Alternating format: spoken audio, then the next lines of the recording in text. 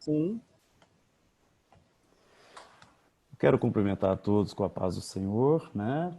Estamos muito felizes, como eu já venho dizendo, muito feliz de poder fazer parte deste grupo.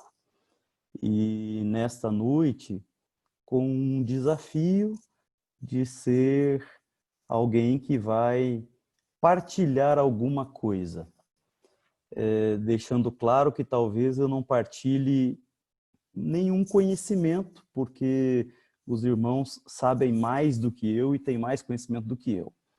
Mas se eu conseguir partilhar as minhas angústias no campo da apologética, e talvez já seja algo bom, pelo menos para os irmãos orarem em meu favor, e para quem sabe os irmãos se identificando com as minhas angústias, também partilharem comigo dos seus conhecimentos, dos seus estudos, porque eu preciso.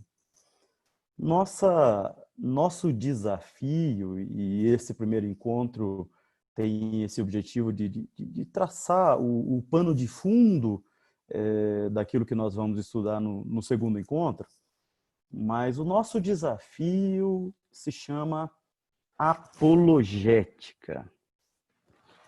A própria, a própria definição de apologética já nos coloca bastante pensativos. Eu sempre que vou pesquisar qualquer disciplina, qualquer matéria, qualquer coisa, eu sempre começo das questões terminológicas. Isso é algo meu, bem pessoal, bem particular, né? Então, o termo apologética e as suas origens etimológicas, né? Então, nós já temos aqui uma certa guerra, porque existem várias possibilidades de origens do termo apologética. Há pensadores e há etimólogos que dizem que a palavra apologética diz daquilo que é derivado de Apolo, referindo-se ao deus Apolo da mitologia grega, né, que, enfim, era um deus gêmeo da deusa Ártemis. Para quem é da área do direito, sabe que a deusa Ártemis era a deusa da justiça. Inclusive, nos escritórios de advocacia, é muito comum que nós encontremos uma estatuazinha da Ártemis segurando uma balancinha na mão, como símbolo da justiça. Apolo, na mitologia grega, era irmão gêmeo de Ártemis. Talvez com incumbências muito parecidas da própria Ártemis, mas ao invés de incumbências aplicadas à área do direito, Apolo tinha as mesmas incumbências aplicadas à área da religião. Tanto Apolo quanto Ártemis eram filhos de Zeus e da deusa Leto. Apolo era o deus da luz, era o deus da verdade, era o deus também responsável pela culpabilidade humana, por levar o homem à consciência da sua culpa, do seu pecado. Ele era o deus das leis da religião, enquanto Ártemis era a deusa das leis da justiça. Há uma corrente de pensamento que acredita que daí deriva o termo apologética. Há uma outra corrente, também etimológica, que diz que o termo apologética nasce da junção de um prefixo grego descrito por apo ou api, e um sufixo grego predito como logos, apologos, né? Api, logos. Daí o termo apologética, onde logos é raciocínio, logos é intelecto, logos é o exercício da capacidade intelectiva e volitiva, logos é ciência, logos é raciocínio, logos é conhecimento. E apo seria um prefixo que remeteria a elevar, trazer à luz, trazer a lume, fazer subir, colocar em posição de destaque, trazer em alta conta, colocar em alta conta. Para essa corrente, então, a junção de apo e logos, que dá origem a apólogos e, por consequência, a apologética, fala de trazer a lume uma ciência, trazer a lume um conhecimento, elevar a uma altura superior uma inteligência, uma lógica. Daí o pensamento de que apologética é a defesa de um pensamento, a defesa de um raciocínio, a defesa de uma inteligência. Eis aí algumas das origens da palavra apologética. De ambas podemos concluir que é a defesa de um pensamento. Se ancorarmos na vinda de Apolo, diríamos que é a defesa de um pensamento religioso. Se não ancorarmos na linha de Apolo, meramente usarmos da junção de apo e logos, nós diremos que é a defesa de um pensamento qualquer que seja esse pensamento. No nosso caso, nós estamos falando da defesa de um pensamento, da defesa de uma ciência, da defesa de uma inteligência, da defesa de uma razão, de uma lógica cristã.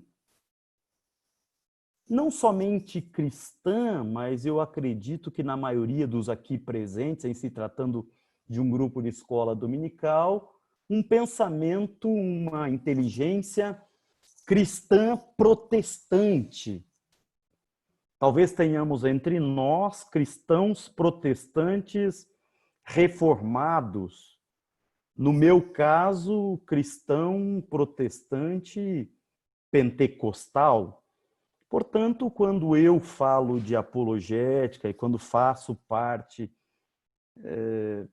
não sei porquê, mas por um convite bondoso da Comissão de Apologética das Assembleias de Deus, eu estou falando da defesa de uma inteligência, a defesa de uma lógica, a defesa de um pensamento, a defesa de um raciocínio, a defesa de um argumento cristão, teológico, evangélico, pentecostal. Mas, desculpem a minha tosse bem comum, ela vai se repetir algumas vezes.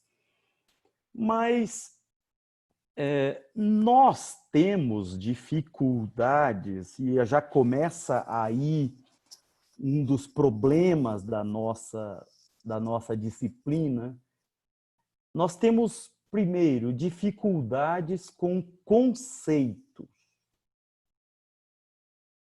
Não sei se é a realidade de cada um dos irmãos que fazem parte do grupo, mas pelo menos dentro da realidade que eu convivo, não somente aqui do Paraná, mas a realidade que convivo no Brasil e a realidade que convivo fora do Brasil também, eu tenho me deparado com uma grande dificuldade com conceitos.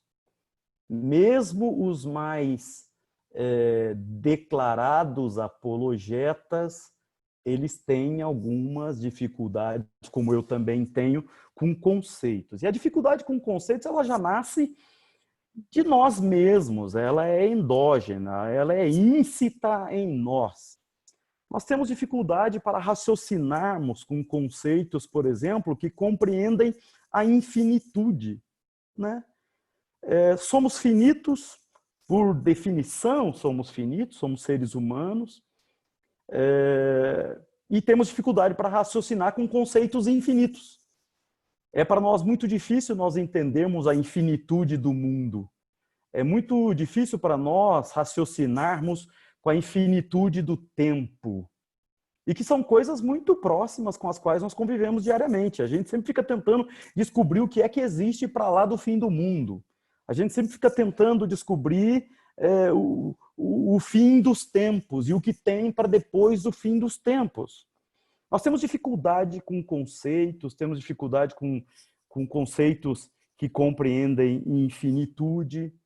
E daí a nossa dificuldade com conceitos que compreendem a apologética. Porque a apologética ela parte da compreensão de conceitos infinitos, de conceitos que estão ancorados em Deus, que é infinito. Deus é e sempre foi e sempre será, e Deus não está adstrito ao tempo, ao espaço, à matéria e a nada disso. E então nós já temos alguma dificuldade aí, quando a gente começa a lidar com conceitos. Por exemplo, vou dar mais um exemplo. Eu falei de conceitos infinitos, mas vamos falar de conceitos finitos mesmo, conceitos bem diários e que são afetos à apologética. O conceito de pecado. O que é pecado? Porque quando a gente indaga, por exemplo, do conceito de pecado, surgem diversas definições que não definem nada. Pecado é errar o alvo.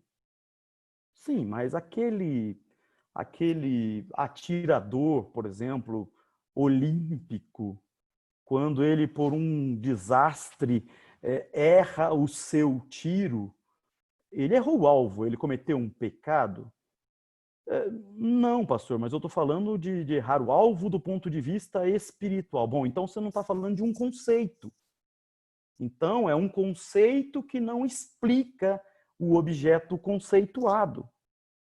Se nós fôssemos fazer um pequeno pensamento sobre o conceito de pecado, no mínimo a gente tinha que trabalhar com 3 aspectos, né? A questão da tipicidade do pecado, a previsão do pecado nos escritos bíblicos, a questão da antibiblicidade, ou seja, de ser um ato, uma ação ou omissão, positiva ou negativa, que contrarie princípios bíblicos e cujo agente seja culpável. Então, se nós trabalharmos a partir daí, nós começamos a trabalhar com um conceito de pecado. Mas a gente não está acostumado a raciocinar com isso. Então, avançando um pouquinho mais na apologética. Apologética é a defesa de um pensamento. No nosso caso, a defesa de um pensamento cristão, evangélico, e no meu caso, cristão evangélico pentecostal. Quando nós perguntamos ou somos perguntados sobre apologética, o que é que nós respondemos? É a defesa da fé? É a defesa do evangelho? É a defesa do cristianismo? É a defesa da Bíblia? É a defesa da teologia cristã? É a defesa da teologia cristã protestante? É a defesa da teologia cristã protestante pentecostal? Aprofundando um pouco mais, nós diríamos que talvez não seja nem nada disso. Talvez a matéria-prima de trabalho da apologética seja a defesa de uma sadia exegese bíblica. Eu acho que se nós formos trabalhar com o conceito de apologética, nesse momento de angústia, e eu estou só partilhando angústias, eu diria que o que mais se aproxima de definir apologética seria a defesa da sadia exegese bíblica.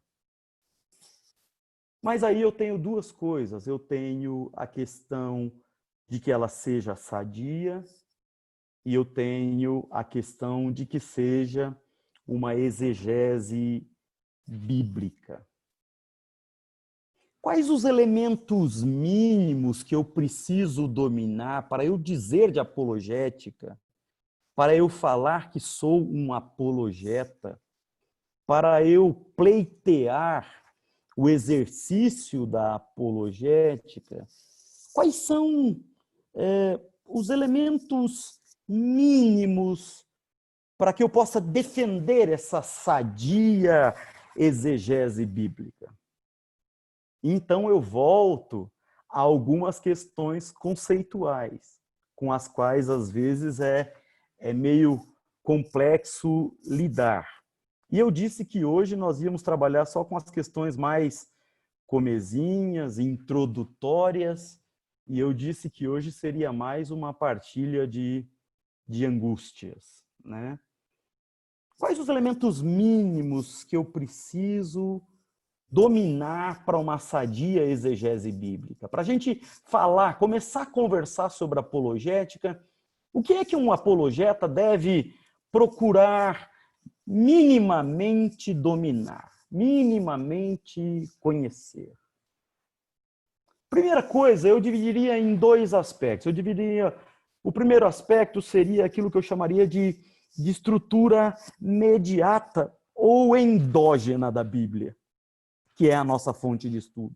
Depois eu diria que nós temos que dominar a estrutura imediata ou exógena da Bíblia. Vamos falar primeiro da estrutura mediata, endógena da Bíblia.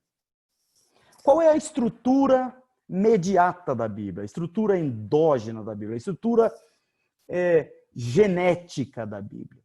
Qual é a estrutura genética da Bíblia? Do que é composta a Bíblia?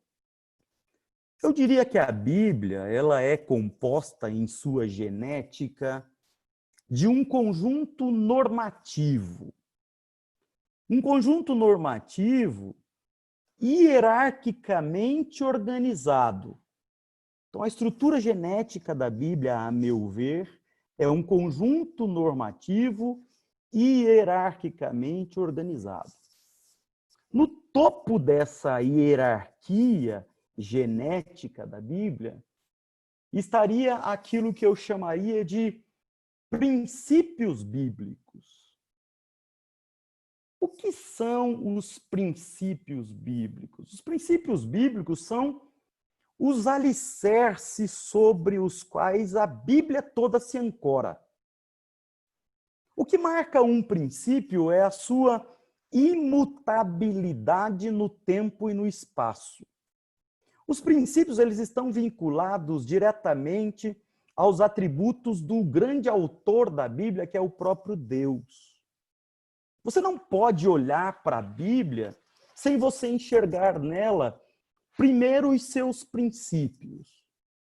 Os princípios que deram origem à sua existência, que deram origem à sua gênese. E esses princípios estão calcados no próprio Deus. Vou citar alguns exemplos. Deus é amor, sim ou não? Concordam comigo? A Bíblia diz que ele é amor. Portanto, a Bíblia está calcada neste princípio, o princípio do amor divino. Jamais podemos olhar para a Bíblia, mesmo que ela seja um conjunto normativo, mas jamais podemos olhar para a Bíblia sem usar as lentes principiológicas do amor divino. Mesmo as maiores desgraças bíblicas, mesmo as maiores maldições preditas e previstas na Bíblia, elas não podem ser olhadas sem as lentes do amor divino. Se você olhar para qualquer uma, por exemplo, das pragas apocalípticas, sem usar as lentes do amor divino, você estará contrariando a gênese da Bíblia. Você jamais poderá ser um apologeta. Você jamais poderá apregoar a apologese, porque a genética da Bíblia possui no seu alicerce princípios. E um desses princípios é o princípio do amor divino. O próprio Deus se apresenta como Deus amor.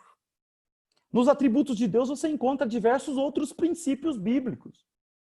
Na forma como Deus se apresenta, você encontra diversos princípios bíblicos. Por exemplo, ele se apresenta como Jeová Tzidkenu, Deus justo ou Deus da justiça. Ora, se o autor se apresenta como Deus justo, Jeová Tzidkenu, Deus da justiça, é principiológico na Bíblia, é alicerce da Bíblia, o princípio da justiça. E ninguém pode olhar para a Bíblia, não pode ler uma palavra ou uma vírgula da Bíblia, sem primeiro ter compreensão e usar as lentes do princípio da justiça divina.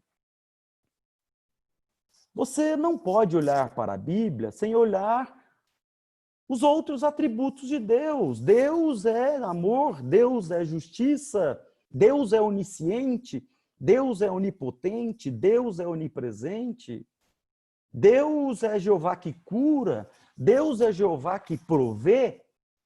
Isso está na gênese da Bíblia. Isso são os princípios. O que marca os princípios é a sua imutabilidade no tempo e no espaço. Se nós pegarmos com um olhar dispensacionalista, olharmos para as dispensações, nós vamos ver que os princípios nunca mudam.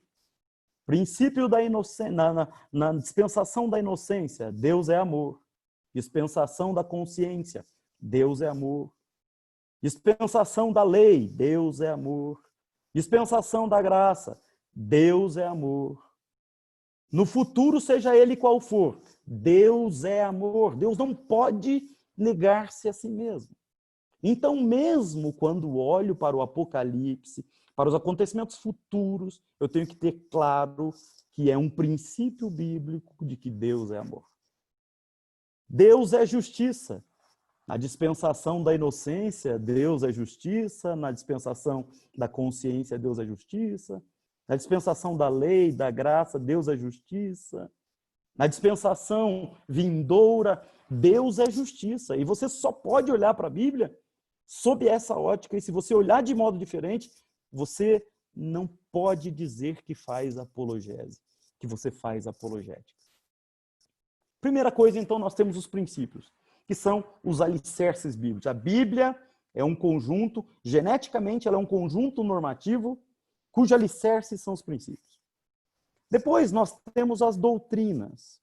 Se os alicerces são os princípios, as doutrinas seriam as colunas dessa construção. Por que as doutrinas não se confundem com os princípios? Porque os princípios, eles são imutáveis no tempo e no espaço. As doutrinas, como o próprio termo define, que são os ensinamentos, as doutrinas são os ensinamentos cujo fundamento são os princípios. Mas as doutrinas, elas sofrem, e é Deus quem determina isso, elas sofrem adequações nas dispensações. Vejamos bem, do princípio do amor divino nasce, por exemplo, a doutrina da salvação. Sim ou não? Deus ama, e é só porque Deus ama que Deus tem interesse em salvar. A forma de Deus tornar concreta essa salvação é a forma doutrinária, é a doutrina da salvação. É a soteriologia. Tá, mas a doutrina da salvação na dispensação da inocência, como é que ela operava? Daí vem a dispensação da consciência. A doutrina da salvação, ela não sofre uma adequação à dispensação da consciência? Depois vem a dispensação da lei. A doutrina da salvação, ela não sofre uma adequação à dispensação da lei? Depois vem Cristo e a dispensação da graça. E a doutrina da salvação, ela não sofre uma adequação à dispensação da graça? Depois do arrebatamento, a doutrina da salvação não sofre uma adequação à dispensação pós-arrebatamento? Então, são questionamentos que nós temos que fazer. Os princípios são imutáveis, eles não mudam em dispensação alguma, mas as doutrinas, elas não se confundem com os princípios porque elas têm essa característica de, na sua aplicabilidade, sofrerem algumas adequações às dispensações. Por isso, elas não se confundem com os princípios. E elas estão na gênese da Bíblia. Elas fazem parte desse conjunto normativo chamado Bíblia. Depois nós temos, se nós temos os princípios e as doutrinas, depois nós temos, se eu estou falando de uma construção, os princípios são os alicerces, as doutrinas são as colunas. Depois nós temos que fechar essas paredes, os tijolos dessa construção. Quais são os tijolos dessa construção, pastor? Eu poderia elencar alguns. Eu poderia elencar, por exemplo, os dogmas. Mas, pastor, os dogmas, eles não são as decisões institucionais? Sim, os dogmas são as decisões institucionais. Mas eles são bíblicos e são legítimos. Como assim, pastor? Os dogmas são bíblicos e são legítimos? Eu vou citar um exemplo. O Concílio de Jerusalém. Professores de escola dominical conhecem bem a história do Concílio de Jerusalém. Nós tínhamos uma guerra entre judeus que entendiam que o cristianismo era uma continuidade do judaísmo. Nós tínhamos os irmãos que vinham do paganismo, gentios, em que pese eu não gostar de usar esse termo gentio, porque esse termo gentio, ele é um termo que derruba muitos teólogos, né? Abro um parênteses aqui para falar sobre esse termo gentio. O gentio, para o judeu, era aquele que não era judeu. Mas o gentio para o grego era aquele que não era grego. E o gentio para o romano era aquele que não era romano. E o gentio para o cristão era aquele que não era cristão. Portanto, o termo gentio, e na própria Bíblia, ele pode ter diversos sentidos. Depende de quem está falando. E não só depende de quem está falando, depende de que circunstância ele está falando. Porque se nós pegarmos, por exemplo, um Paulo, cuja formação filosófica era estoico-grega, nós pegarmos um Paulo, cuja nacionalidade, nascido de um pater familiae romano na cidade de Tarso, ele era romano também. E nascido de mãe judia da tribo de Benjamim, ele era judeu também. Então nós temos um Paulo com tripla possível nacionalidade e que também era um cristão. Portanto, com uma quádrupla possível nacionalidade. Quando ele usa o termo gentio, ele pode estar dizendo, se ele estiver falando como judeu, ele está dizendo que gentio é aquele que não é judeu. Se ele estiver falando como grego, por exemplo, quando ele faz a carta a Filipenses, ele pode estar dizendo aquele que não é grego. Quando ele se diz romano, e ele várias vezes se declara romano, ele pode estar dizendo daquele que não é romano. E quando ele se diz cristão, e ele é um baita cristão, ele pode estar dizendo daquele que não é cristão. Então, quando a gente lê o termo gentio, a gente tem que começar a prestar um pouquinho mais de atenção. Fecho esse parênteses. Tinha uma guerra na igreja entre aqueles que eram gentios e aqueles que eram judeus. Os judeus entendiam que o cristianismo era a continuidade do judaísmo e aqueles que eram gentios acreditavam que o cristianismo era algo novo. Os judeus, acreditando que o cristianismo fosse uma continuidade do judaísmo, uma célula do judaísmo, começam a querer exigir dos não-judeus que se circuncidassem, que, enfim, que adotassem todas as regras do judaísmo, guardassem o sábado, etc. Nós temos o Concílio de Jerusalém. Qual é a decisão do Concílio de Jerusalém? Uma decisão institucional. Primeira decisão do Concílio de Jerusalém. Aquilo que é princípio e aquilo que é doutrina não é negociável. Portanto, abster-se de carnes sacrificadas aos ídolos é pecado. Nós vamos continuar nos abstendo, tanto judeus quanto gregos, quanto quaisquer um. O pecado da imoralidade, isso fere princípios e fere doutrinas, fere princípios da santidade de Deus. É pecado e é aplicável a todos. Mas aí o Concílio de Jerusalém adota um dogma que fica implícito. Qual é o dogma que o Concílio de Jerusalém adota? Ele adota o dogma do duplo processo, da dupla apresentação do cristianismo. Porque para os judeus, o Concílio de Jerusalém diz que eles podem continuar exercendo as práticas judaicas. E para os não-judeus, o Concílio de Jerusalém diz que não precisa continuar exercendo as práticas judaicas. Nós temos aqui, então, uma duplicidade de ritos. O rito cristão para judeus, onde eles podem continuar praticando os atos judaicos, e o rito cristão para não-judeus, que estão dispensados das práticas judaicas. Ora, essa duplicidade de ritos é uma decisão do Colégio Apostólico. É uma decisão institucional. Não é princípio, não é doutrina, é uma decisão institucional. A meu ver, é um dogma.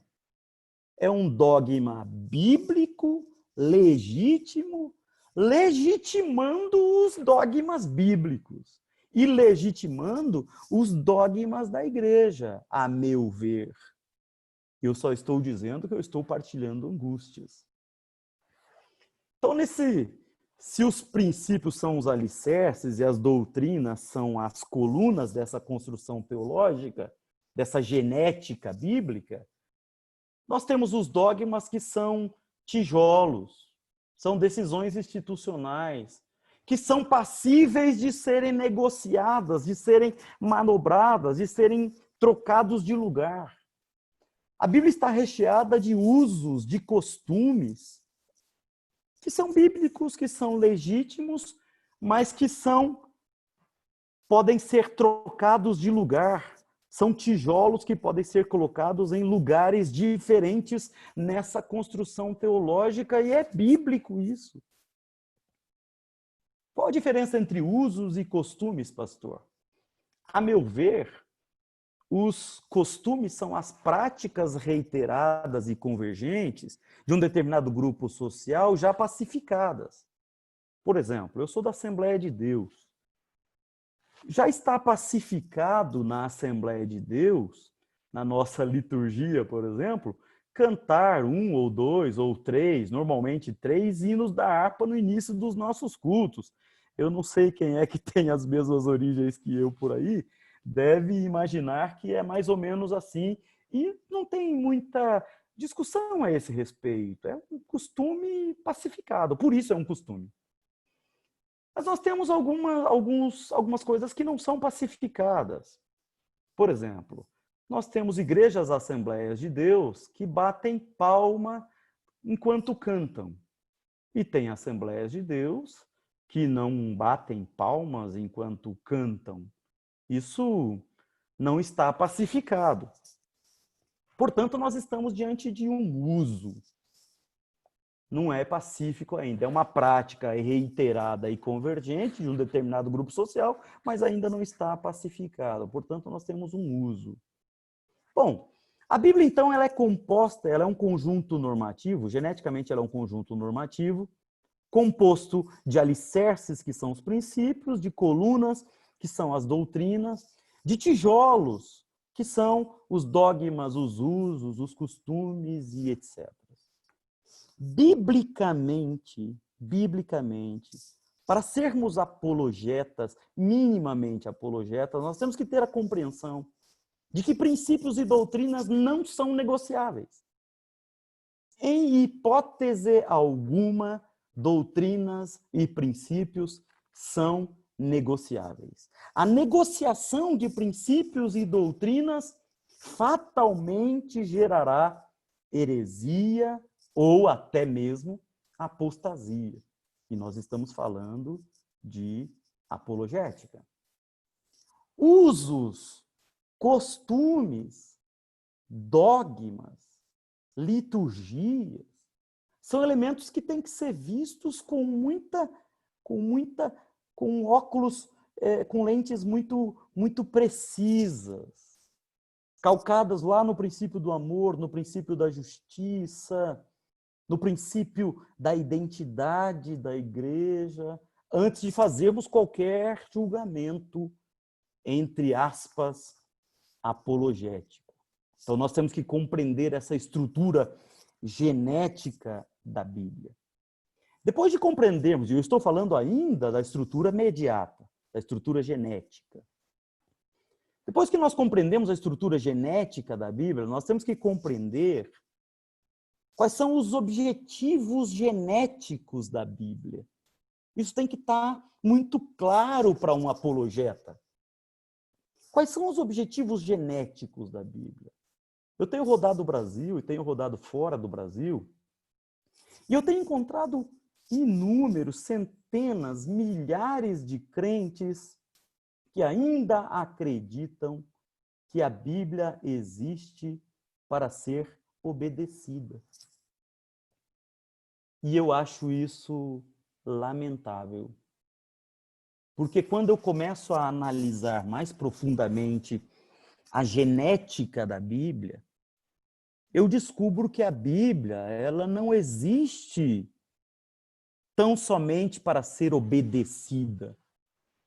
Se a gente pegar as palavras de Immanuel Kant, lá no século XVI, o Immanuel Kant já nos oferece algo para nós pensarmos. O Immanuel Kant, ele diz que é possível que as pessoas façam tudo certo, tudo do jeitinho que está previsto na lei, e ainda assim vivam uma república de demônios.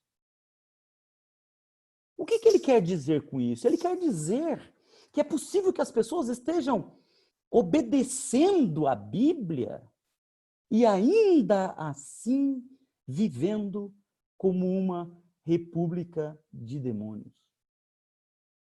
Talvez alguém fale assim, pastor, o senhor é louco? Não, eu não sou louco. Eu apenas estou falando da genética da Bíblia. Vejam bem, a Bíblia, ela é sim uma estrutura normativa, mas que não tem o objetivo meramente de ser obedecido.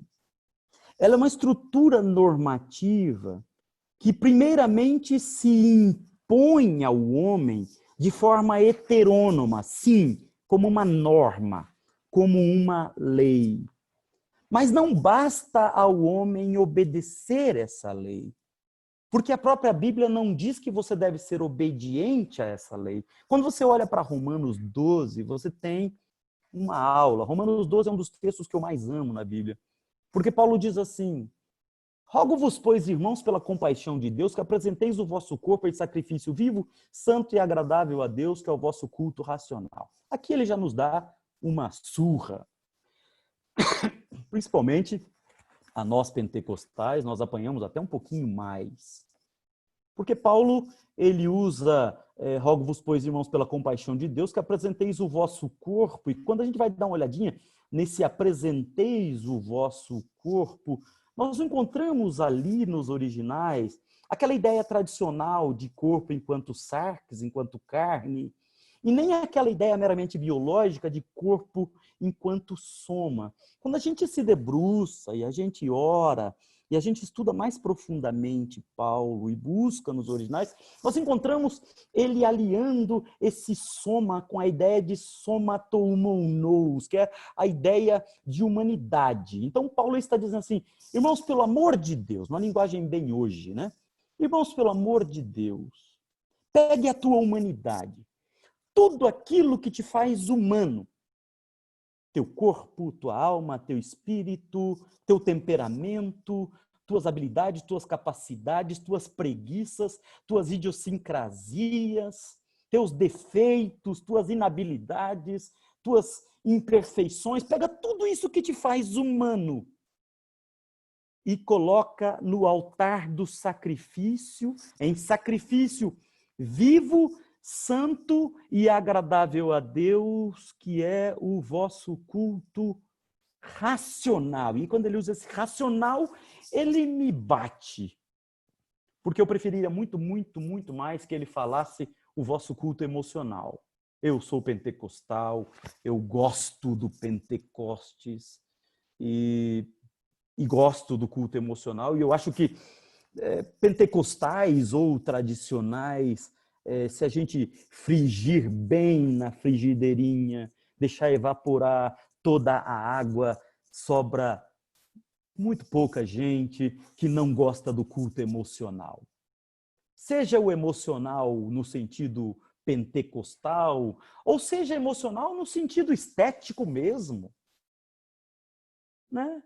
Igrejas que não acreditam no reteté, no Pentecostes e etc., mas elas querem um culto bonito, um culto atraente, um culto que agrade, um culto que envolva, um culto que se goste. E Paulo vem e diz, não é nada disso.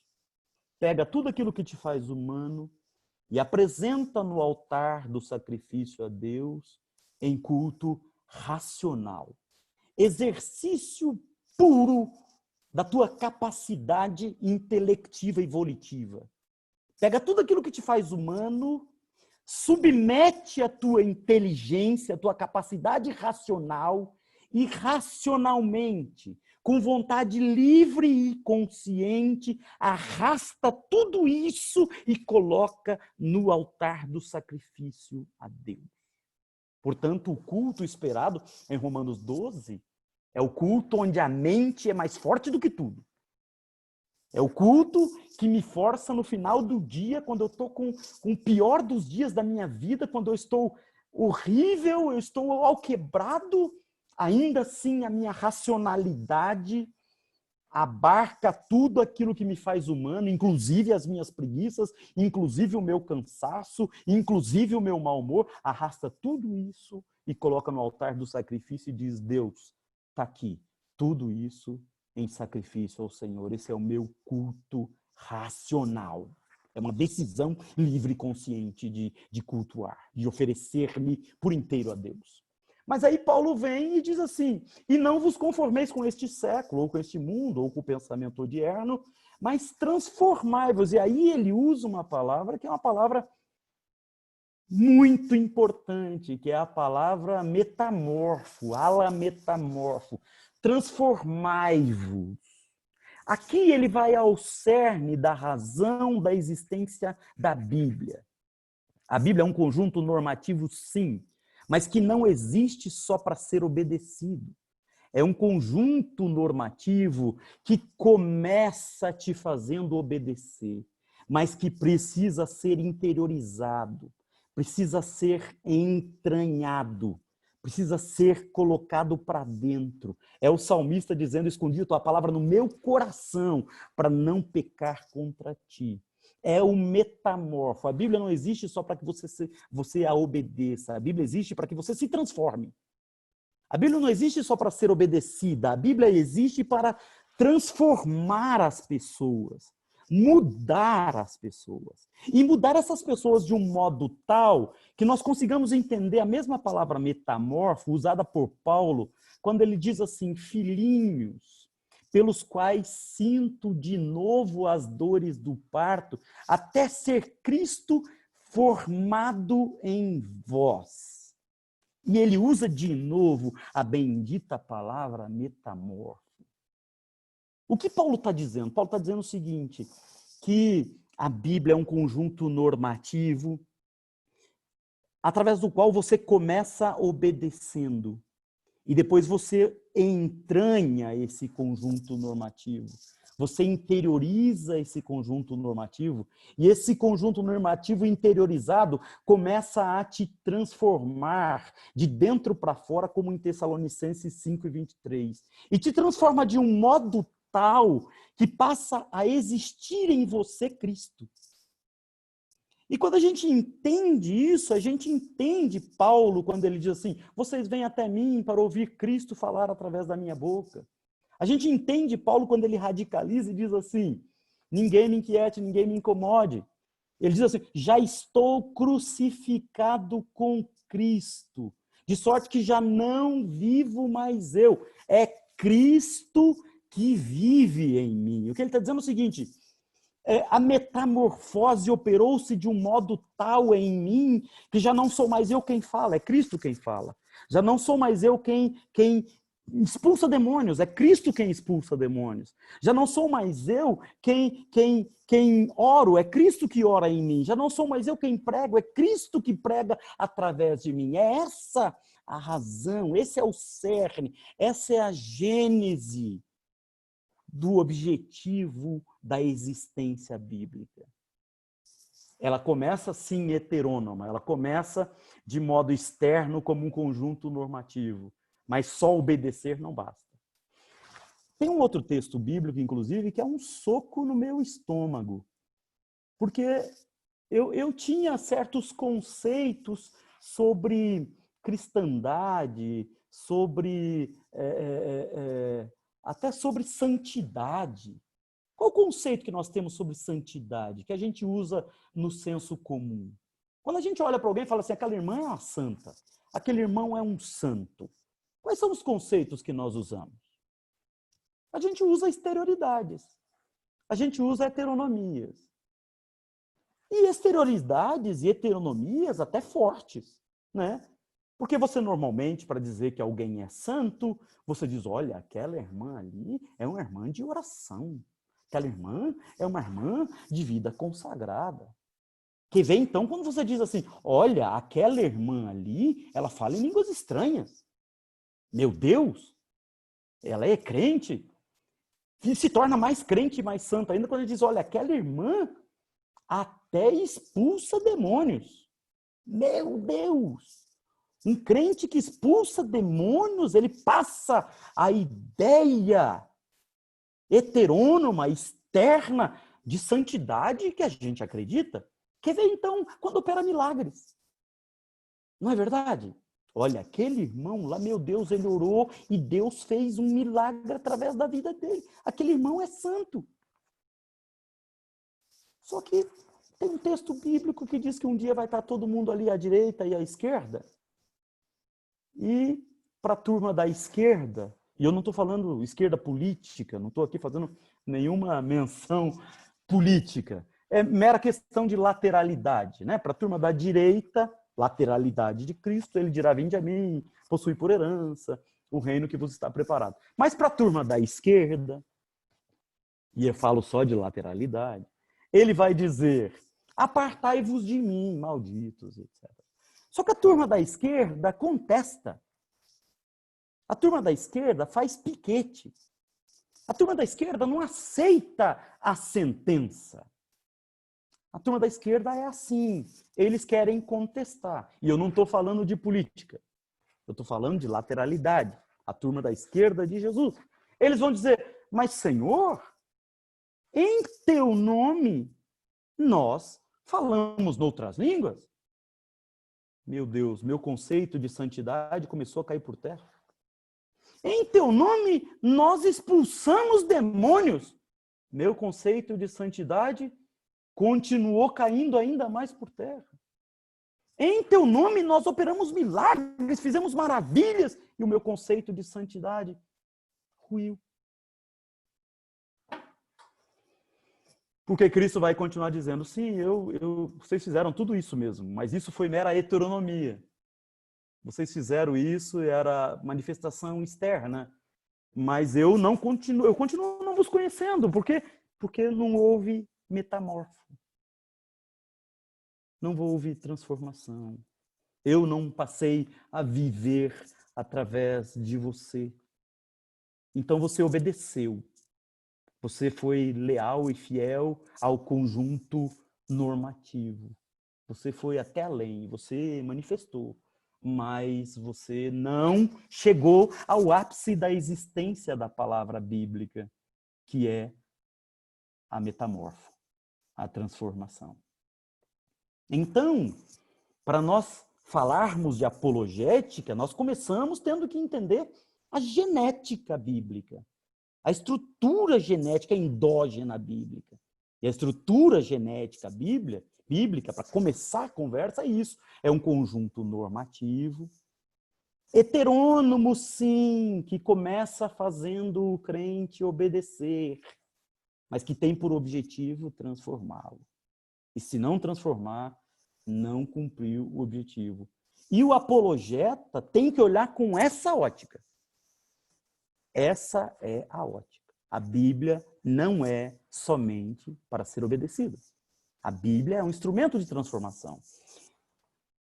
Os pensadores do início do iluminismo, eles cunharam um termo em alemão chamado Gängelband. Kant usa isso, o próprio Nietzsche usa isso, Kierkegaard usa isso. O que é o termo Gängelband? O termo Gängelband, quem traduziu para o português esse termo, ou cunhou um termo em português para isso, foi Valério Roden, Dr. Valério Roden, o maior tradutor de filosofia alemã para o português. Morreu há 2 anos atrás, participou inclusive da minha banca de mestrado em antropologia filosófica. Dr. Valério Roden, ele cunhou o termo andareira, que seria precursor dos andadores. O que são os andadores? Hoje é proibido, parece-me, que a criança utilizar os andadores. Mas, na minha época, era bastante comum a utilização dos andadores. O que são os andadores? As crianças são colocadas dentro daquele negócio com 4 rodinhas, né? Elas são ancoradas ali, elas ainda não sabem andar, mas elas começam a mexer as perninhas, ganhar musculatura nas perninhas, arrastando aquele negócio para lá e para cá e correndo em cima das rodinhas. Chega um momento que a criança já não precisa mais do andador. Então, os pais tiram o andador e a criança aprendeu a andar. A Gängelband era a precursora disso no século XVI, que eram faixas, bandagens, por isso Gängelband, faixas que enrolam. A criança, quando nascia, era toda enrolada em faixas, para ela ficar bem durinha, para ficar fácil de trabalhar com ela sem machucá-la. Mas à medida que a criança vai crescendo, essas faixas vão sendo desenroladas para que a criança ganhe autonomia. Então, essas faixas estão enroladas na perninha dela e essas faixas ajudam ela a permanecer em pé. Mas quando ela já tem musculatura e força suficiente para ficar em pé sozinha, essa faixa é solta. E essa faixa continua no abdômen dessa criança até quando ela chega à fase da adolescência. E a ponta dessa faixa fica na mão do preceptor, para que a criança não saia correndo. É mais ou menos como aquela guia que a gente usa para passear com os nossos animais de estimação. Mas quando a criança já tem relativo juízo, ganha um pouco mais de autonomia, então os preceptores tiravam de uma vez essa Gängelband, essa faixa, para que a criança pudesse correr e brincar e viver e existir. Bom, a Bíblia enquanto conjunto normativo é igual a Gängelband. É igual aos andadores. É igual às rodinhas que a gente usa ainda para criança que não sabe andar de bicicleta. Ela começa andando com rodinha, dali a pouco ela não precisa mais das rodinhas, nós tiramos as rodinhas e ela vai embora. A Bíblia é isso. A Bíblia são andadores morais e andadores espirituais. Ela começa como heterônoma, como normativa, delimitando a caminhada do crente. E a criança vai caminhando, caminhando, caminhando, obedecendo, obedecendo, obedecendo. Dali a pouco ela interiorizou, ela engoliu a palavra, ela comeu a palavra, ela se alimentou da palavra, ela fortaleceu a sua musculatura através da fé que vem pelo ouvir da palavra. E então ela esconde a palavra no seu coração. E aí, mesmo que a Bíblia não existisse mais, mesmo que queimassem todos os exemplares bíblicos, os valores bíblicos, os princípios bíblicos, as doutrinas bíblicas estão interiorizadas. E essa pessoa não vai agir mais por obediência. Ela vai agir por amor. Ela vai agir porque a Bíblia, a palavra, se tornou princípio de vida. Aquilo que a Bíblia dizia que era uma norma, para ela agora é um jeito de viver, é um modus vivendi, é um operar-se de Cristo na terra, é um exteriorizar-se de Cristo na terra. Ser apologeta começa, estudar apologética, começa da compreensão genética, endógena da Bíblia. Sua estrutura normativa heterônoma que se transforma numa estrutura autônoma e o homem engole dessa estrutura e ama essa estrutura de modo que mesmo que ela não existisse mais, ele vai viver de acordo com esses princípios. Ele vai viver de acordo com essas doutrinas. Ele vai viver de acordo com essa palavra. Operou-se o metamorfo. Operou-se a transformação. Agora, o Carlos Eduardo não existe mais, agora existe Jesus, através do Carlos Eduardo. Agora, a Nerivan não existe mais, agora é Jesus quem vive através da Nerivan. Agora, o André já não existe mais, é Jesus que vive através do André. Denilson, Aleph, José Serafim não existem mais. É Cristo que existe através dessas pessoas, através desses corpos oferecidos em sacrifício vivo, santo e agradável a Deus, num culto racional. Pastor André, hoje talvez eu devesse ficar por aqui na estrutura endógena, na estrutura genética da Bíblia, para nós começarmos a falar de apologética.